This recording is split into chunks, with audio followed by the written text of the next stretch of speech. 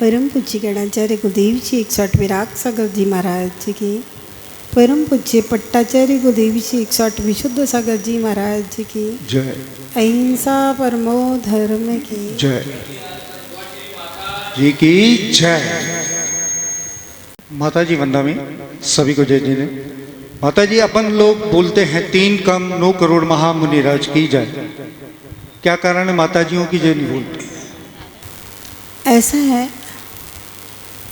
कि आगम में 6ठे गुण स्थान से लेकर के 14वें गुण स्थान तक के मुनिराजों की संख्या फिक्स है ना। वो 6ठे गुण स्थान से लेकर के 14वें गुण स्थान तक के जो मुनिराज हैं पूरे 2.5 द्वीप में अपन ने जो पढ़े हैं ना, 5 विदेह में, 5 भरत में, 5 ऐरावत में, जहाँ भी मुनि हैं उन सबकी संख्या मिलाकर के 3 कम 9 करोड़ मुनिराज होती है। आरिकाओं की संख्या फिक्स नहीं है। पंचम गुण स्थान की संख्या है, तो पंचम गुण स्थान में 1 प्रतिमा से लेकर के 11 प्रतिमा तक और आरिका माता जी सभी पंचम गुण स्थान में आते हैं। तो इसलिए आरिका माताओं जी की संख्या कोई फिक्स नहीं है, इसलिए उनकी फिक्स संख्या बोल के जय नहीं बोलते हैं। अच्छा, मुनिराजों की संख्या फिक्स है, वो न कम होगी न ज़्यादा होगी। हाँ बुंदा में माता महाराज, ये जीवात्मा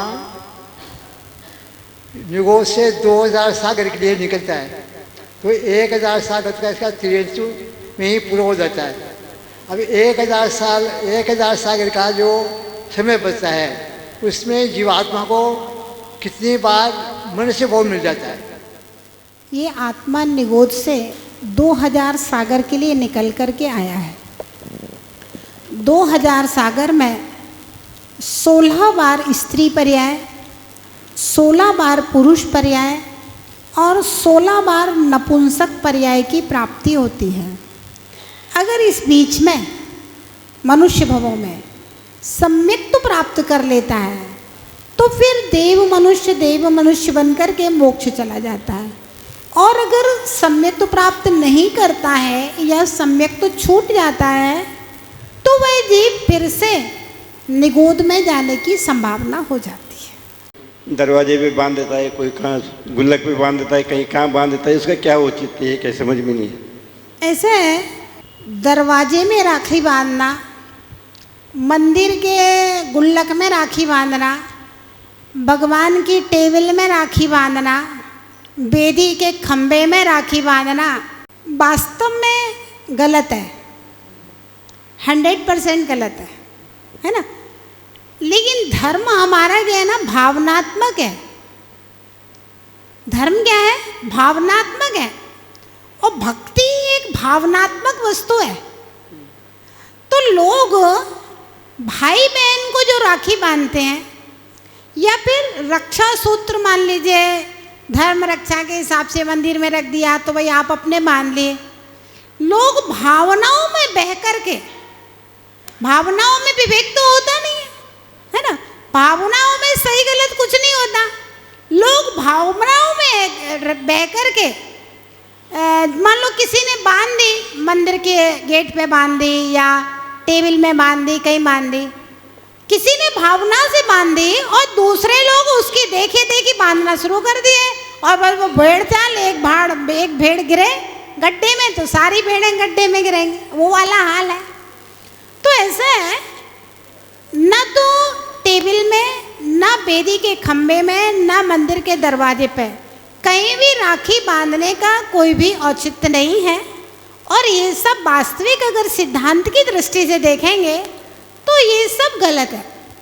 रक्षा सूत्र साधर्मी एक दूसरे को बांधे, भाई कोई निमित्त से रखे रहते हैं, समाज ला के रख देता है तो हाँ भाई उठा करके दे दिए, ये रक्षा सूत्र है। आदमी एक नियम लेता है गुरुजी के पास आकर के, उस बहाने रक्षा सूत्र लेने आया, एक नियम दे दिया, तो वो नियम से उसके जीवन का उद्धार होता है। धर्म वात्सल्य यही है।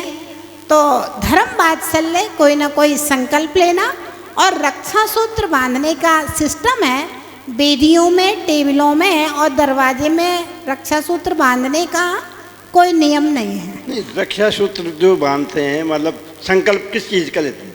कोई भी संकल्प, एक धर्म का अच्छा सा संकल्प, कोई नियम संयम कुछ भी ले लेते हैं, धर्म रक्षा का संकल्प। और धर्म रक्षा केवल दूसरे की रक्षा ही नहीं है। अगर हम अपने लिए कोई नियम ले रहे हैं तो हम अपने आत्मधर्म की भी तो रक्षा कर रहे हैं, क्योंकि स्वपर कल्याण का मार्ग है ना। तो स्वयं के धर्म की रक्षा करना और दूसरे साधर्मी के धर्म की रक्षा करना, दोनों ही हमारा जिनागम धर्म रक्षा बोलता है, दोनों को। वंदना मत, वंदना मत। माता जी, जिनके घर में आत्महत्या करते हैं उनको कितने दिन का सूतक लगता है? पूरे परिवार को लगता है या फिर उनका एक पर्सनल एक? किसी के घर में अगर कोई आत्महत्या करता है तो पूरे परिवार को, पूरे कुटुंब को 6 महीने का सूतक लगता है। ना उसके परिवार के लोग दान दे सकते हैं, ना पूजा कर सकते हैं, ना आहार दे सकते हैं और ना पैसा गुल्लक में डाल सकते हैं। कोई भी काम नहीं कर सकते। 6 महीने का सूतक लगता है उसको। ना अभिषेक ना पूजा, कुछ भी नहीं, 6 महीने तक। गुल्लक में पैसे भी नहीं डाल सकते। बंदावी माता जी, ये सब जानते हैं कि बड़ों की, बुजुर्गों की सेवा करना पुण्य है, सारी बातें, लेकिन फिर भी आजकल देखा जाता है कि मतलब बड़ों की सेवा करने में वगैरह कतराते हैं, मतलब नहीं कर पाते हैं। तो ऐसा कौन सा पाप कर्म का उदय होता है या वो कैसे, मतलब इसके अंदर वो कि मतलब भाव क्यों नहीं हो पाते, जबकि जानते सभी है, लेकिन फिर भी आज जैसे वृद्धाश्रम वगैरह बढ़ते जा रहे हैं और बढ़ रहे हैं, ये परिवार का विघटन, अकेले अकेले रहने की आदत और अपने अपने कैरियर का प्राउड,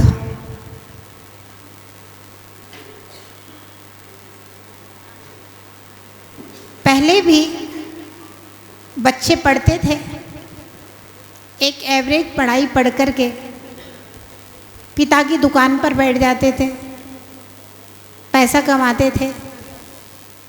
आखिर लक्ष्य तो परिवार चलाना ही है ना। लक्ष्य क्या है? परिवार चलाना लक्ष्य है। हाँ, जो परिवार से ऊपर उठ जाते हैं वो लोग 1000 में 2-4 ही होते हैं। परिवार से ऊपर उठ करके कोई बहुत बड़े बड़े काम करने वाले, बड़े बड़े खिताब प्राप्त करने वाले, वो लोग 1000 में 2-4 ही होते हैं। बाकी तो 995 लोगों को, उनको तो परिवार ही चलाना है अपना बढ़िया से, जो जितना जिसका पुण्य है उस हिसाब से। लेकिन टीवी, मोबाइल, इन सब ने, और जितने भी मोटिवेशनल स्पीच होती हैं, वो मोटिवेशनल स्पीचें पढ़ते हैं बच्चे, मोटिवेशनल पुस्तकें पढ़ते हैं, कैरियर के विषय में और तरह तरह की किताबें पढ़ते हैं। तो उनको पढ़ के हर बच्चे को लगता है कि मैं मोदी बन जाऊंगा। हर चाय वाले को लगता है कि मैं मोदी बन जाऊंगा। और ये चीज संभव नहीं। ऐसी ऐसी किताबें होती हैं जिनमें कहा जाता है कि तुम जो सोचोगे वो हो जाएगा, तुम ऐसा सोच करके देखो, तुम आसमान को छुओ, इस तरह की किताब है। लेकिन प्रैक्टिकल चीज़ें बड़ी अलग होती हैं। सोचना अलग होता है, प्रैक्टिकल अलग होता है। हमारा जैन दर्शन भी कहता है भाई तुम्हारे अंदर परमात्मा विराजमान है, लेकिन जैन दर्शन ये भी कहता है कि तुम आज ही परमात्मा नहीं बन जाओगे। परमात्मा बनने के लिए तुम्हें एक सिस्टम से चलना पड़ेगा और जन्म जन्म के तपस्या के बाद तुम भगवान बनोगे। मुझे मालूम है कि तुम्हारे अंदर भगवान आत्मा विराजमान है और तुम्हारे अंदर अनंत सिद्धि विराजमान है, लेकिन बिल्कुल तुम आज ही अनंत बन जाओगे कि हम आपको कहते बिल्कुल आज ही तुम दीक्षा लेके मुनि हो जाओ, तो नहीं। हर चीज का एक सिस्टम होता है।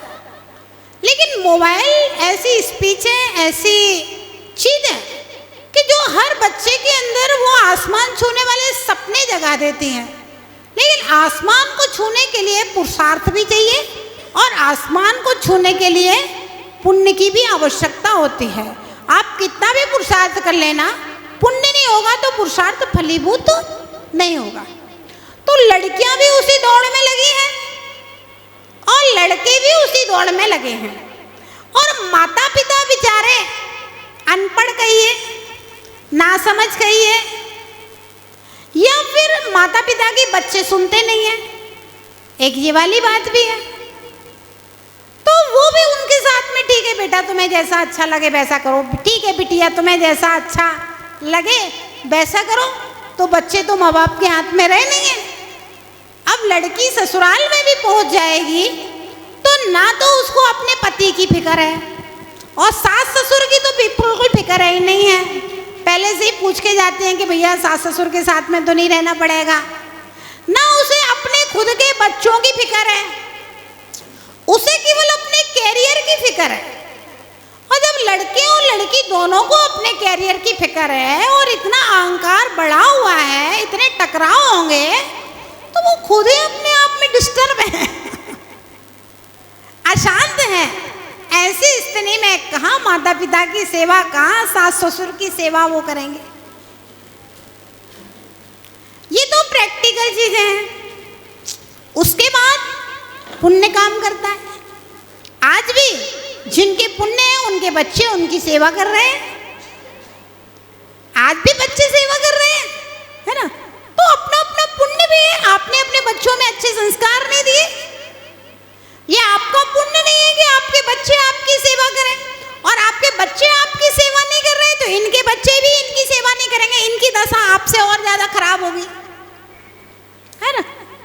तो सोच के समझ के विचार करके परिवार को कैसे बचाया जाए, इस विषय में जब आप विचार करेंगे, सोचेंगे और परिवार को बना करके रखेंगे तो ना वृद्धाश्रम की जरूरत पड़ेगी और बुजुर्गों का सम्मान रहेगा, सब कुछ अच्छा लगेगा। बुजुर्गों को क्या चाहिए, माँ बाप ने इतना पैसा कमा करके मकान दुकान सब तो तुम्हें दे दिया है, उनको तो खाली 2 रोटियां चाहिए और प्रेम से आप बोल लो, और क्या चाहिए, है ना।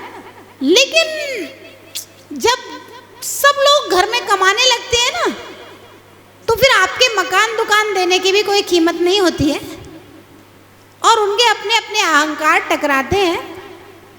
सेवा के संस्कार हमने कहाँ दे रहे हैं बच्चों को। हम तो खाली किताबें पढ़ने के और कंपटीशन में आगे बढ़ने के और नौकरी के धन कमाने के संस्कार दे रहे हैं। हम बच्चों को सेवा के संस्कार दे कहाँ रहे हैं। आपने अपने बच्चों को की सेवा नहीं की। आजकल तो पैदा होते ही बच्चे को हॉस्टल में भेज दिया। जब आपने अपने बच्चे को पैदा होते ही हॉस्टल में भेज दिया, 3 साल के बच्चे को हॉस्टल में डाल दिया, 5 साल के बच्चे को, जब आपने अपने बच्चे की सेवा नहीं की, बच्चा पैदा होते ही वो काम वाली बाई एक लग गई बच्चे को संभालने के लिए।